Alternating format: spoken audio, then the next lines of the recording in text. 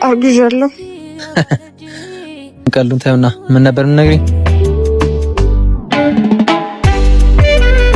ያለ ምን ምክንያት ነው ልቀኝ ጠፋሽ? በሰላም ነው? አዎ። ማለት የሆንሽው ነገር አለ? የምነግርሽ ነገር ነበረኝ። ምንድነው? የሆንሽው ነገር አለ? ቤቢ አታስጨንቂኝ። የተፈጠረ ነገር ካለ ንገሪኝ። አርግዣለሁ።